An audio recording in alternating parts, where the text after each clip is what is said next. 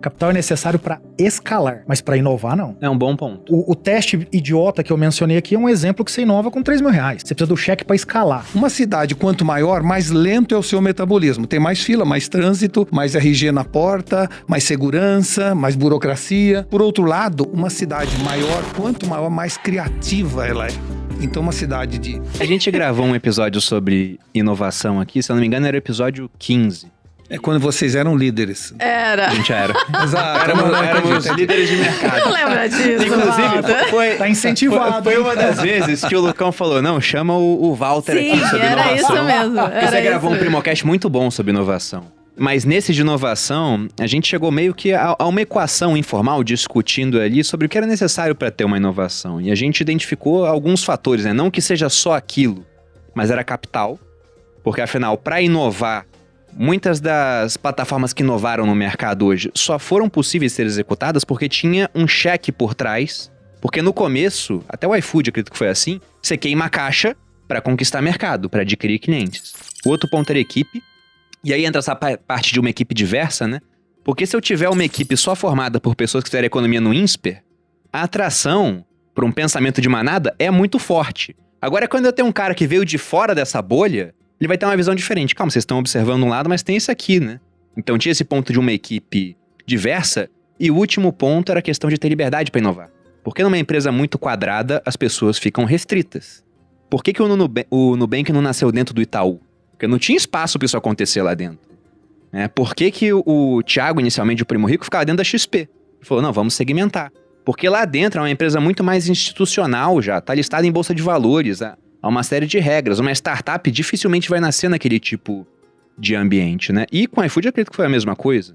Né? Vocês precisaram disso para inovar? Eu tenho um pensamento diferente, Bruno. E não quer dizer que eu estou certo ou errado, mas eu penso diferente. Eu acho que, primeiro, capital não é necessário. Capital é necessário para escalar. Mas para inovar, não. É um bom ponto. O teste idiota que eu mencionei aqui é um exemplo que você inova com R$3.000. Você precisa do cheque para escalar. O que você precisa na prática não é do capital. É de 2 indicadores que são do caralho. Você fala, nossa, olha como o consumidor muda o comportamento. Nossa, olha como o consumidor passa a olhar isso aqui. Verdade. Que é isso que fala, poxa, agora eu preciso achar a equação econômica e escalar. Aí entra a discussão do capital, mas a inovação vem antes. E o meu outro ponto é a questão da diversidade eu concordo. Pessoal, a mulher, 20 anos atrás, não era ninguém na força de trabalho brasileira. Em algumas bolhas eram, mas no todo, subindo na hierarquia, empreendendo, você conta nos dedos de uma mão. Quem era o negro há 20 anos atrás? Isso. O negro não era educado no Brasil, agora o negro está se tornando relevante na entrada dos vestibulares das universidades públicas. Quem era o homossexual há 20 anos atrás? Era o cara escondido que não podia se manifestar com medo de apanhar em casa. Então, a diversidade, ela tá chegando com muita força. Ela chega primeiro no consumo, né, porque você é um consumidor independente de qualquer coisa que aconteça, e depois ela chega na empresa. Quem percebe a diversidade antes, inova, mas não é porque é gênio, mas simplesmente porque está adequando a um pensamento que já existe no mercado consumidor. E o terceiro ponto que você falou que era... O primeiro ponto era capital, que a gente já viu aqui que na verdade é para escalar, e concordo com você. Embora você discorde de mim, porque eu vi que você tá certo. O segundo ponto era essa questão de equipe. Eu mudo de opinião rápido quando eu tô errado. Verdade. O segundo ponto era essa opinião de equipe e o terceiro era liberdade pra fazer. Então, a liberdade eu concordo também, mas é importante... tem uma frase que é batida, super batida, que é o fail but fail fast, mas ela é muito real. Quando você aprende, eu costumo brincar assim, você tem um pote de recursos. Traduz pra dinheiro, galera. Tempo, é o fale mais fale rápido, né? Você tem um pote de recursos, tempo, amigos, contatos, dinheiro, um monte de coisa. Quando você testa 2 coisas, você dividiu o pote em 2. Se os 2 estiverem errado, acabou. Se você testar muito pequeno, 30, talvez você ache aquilo que te dê o caminho. Então, aprender a testar pequenininho é muito relevante porque você pode usar os seus recursos para testar outras coisas se o primeiro não der certo. Sobre esse cheque em branco, eu lembrei que o Timothy Ferriss, já ouviu falar desse cara? Vocês conhecem? Quem? Não. Tim Ferriss. Ele é autor de um livro que eu gosto muito, chamado Trabalho 4 Horas por Semana. Só a gente conhece ele, as pessoas precisam conhecer Timothy Ferriss. O livro dele é muito bom e eu só tô aqui por conta desse livro. Não é o melhor livro que eu já li. 4 horas, o trabalho 4 horas por semana. Não é o mais bem escrito, assim, mas o ponto é que eu li esse livro em 2008. Em 2008 ele tinha criado um negócio pela internet, onde basicamente ele vendia um suplemento alimentar para os americanos, mas todo o pessoal dele trabalhava na Índia. e ele vivia na Argentina. Ou seja, ele faturava em dólar, remunerava em rúpia e vivia em pesos, né? Então ele tinha um poder de alavancagem cambial absurdo e a empresa dele basicamente era só ele, porque o restante era todo mundo terceirizado. Como eu queria empreender com pouca gente, eu falei, um dia eu tenho que ter um negócio na internet. E depois que ele foi aumentando o time dele, ele falou essa questão desse cheque em branco. Que ele deixou para as pessoas e falava, olha, é em branco, você não tem limite. Mas quase sempre era um cheque baixo, por conta da questão do bom senso, eu me lembrei disso agora. Por isso que você não pode contratar por currículo. Você pode contratar uma pessoa com ótimo comportamento e ótimo currículo, mas não só com ótimo currículo. Então, eu tenho um bom currículo. Eu fiz uma ótima faculdade no Brasil, eu fiz um MBA no exterior. Quem disse que eu sou bom? Não, meus pais me deram segurança alimentar, me incentivaram a estudar e puderam pagar meus estudos. Não quer dizer que eu seja bom. Sobre esse assunto, como eu sou membro de vários conselhos, a gente tem discutido muito o assunto diversidade, né? E eu queria fazer uma breve digressão para contar uma história para vocês que é interessante, que é o seguinte. Dizem que há uma correlação bionívoca entre o tamanho de um corpo e a maior ou menor velocidade do seu metabolismo. O coração de um elefante bate muito mais lentamente que o de um colibri. Essa correlação passou a ser estudada em cidades. Ou seja, se um superorganismo de uma grande cidade era mais lenta do que um organismo de uma cidade menor. E descobriu-se que a correlação e a curva era exatamente a mesma. Quando dobrava o tamanho da cidade, diminuía percentualmente a velocidade da cidade, tá certo?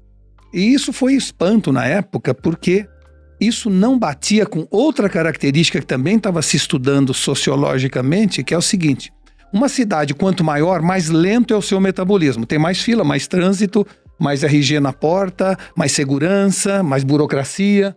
Por outro lado, uma cidade maior, quanto maior, mais criativa ela é. Então, uma cidade de 1 milhão de habitantes é 5 vezes mais criativa que uma cidade de 100 mil habitantes.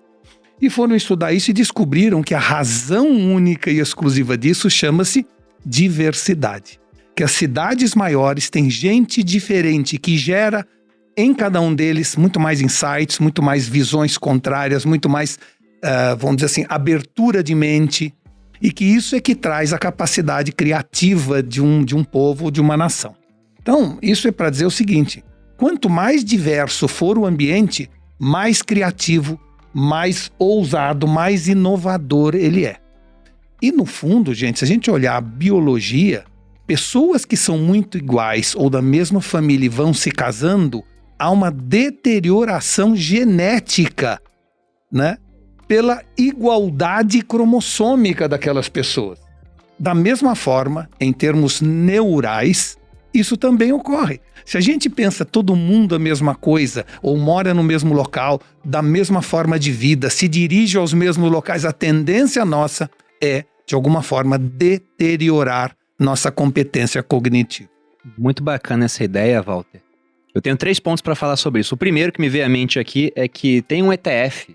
Né? Para quem não sabe o que é ETF... Eu achei que ele ia falar, pegue um caminho diferente todos os dias. Não, não é nada disso. Não é nada disso. Um ETF? Mas tem um ETF na Bolsa de Valores americana, que é o SHI, né? Que é o ELA em inglês, né? SHI. E ele é um ETF que ele tem participação em empresas que prezam pela diversidade. Que tem que ter mulheres no conselho, por exemplo, da empresa. Aí eu abri aqui as 10 maiores posições do SHI, que é equivalente a 40% do total de ativos que ele tem na carteira. Você tem PayPal, você tem Visa, você tem Walt Disney, você tem Johnson & Johnson, você tem Netflix, Nike, Wells Fargo. Então, várias empresas gigantescas dos Estados Unidos, algumas aqui altamente inovadoras, Netflix, e eles prezam por essa diversidade pensando nisso. Se você falar do SHI, esse é um assunto ainda mais empolgante, que é o seguinte: mais importante, como eu falei, do que usar armas digitais é ter uma alma digital para uma organização. Eu escrevi um livro alguns anos atrás que se chama Mulheres são digitais, homens são analógicos. Ou seja, se você quer ter uma alma digital, você precisa ter mulheres no comando. Isso aqui é a realidade. Eu só tô aqui por causa dela. Não, É empírico. É empírico. Estamos aqui com... Porque quando a Malu começou em rede social, sabe o que eu falei pra ela? Você acha que eu falei, vai lá, amor, é isso aí. Eu falei, isso é perda de tempo. Ela me provou que eu tava errado. Só que o meu mérito é isso, eu mudo de ideia rápido. Quando você mostra o novo mundo que veio por aí, ele é um mundo mais matricial e menos hierárquico. Homens não sabem trabalhar matricialmente, mulheres sabem, porque já nasceram assim. Antropologicamente, as mulheres viviam nas cavernas, convivendo entre elas e dividindo suas tarefas entre as várias mulheres. O homem saía para caçar e eu disputava a caça. Eu não tinha alguém com quem eu dividia minhas funções. Então isso trouxe, milhares de anos depois, homens que são hierárquicos, que gostam de saber quem manda em mim, quem eu mando, né?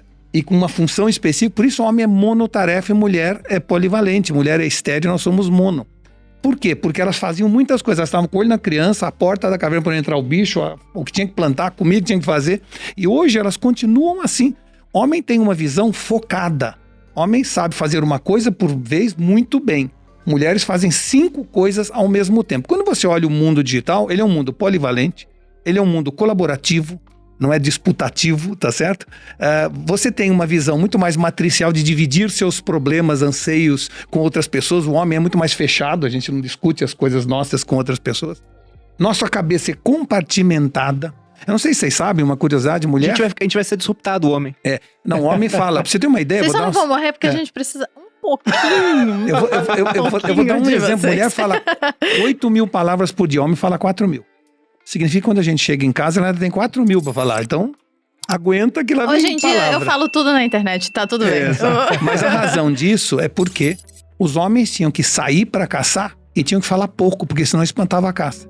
E as mulheres tinham que ficar dentro da caverna falando muito, porque se não falassem, não dava a sensação que tinha muita gente e entrava o animal atrás deles para caçar. Então, interessante. Homem que falava muito não pegou nada e morreu de fome.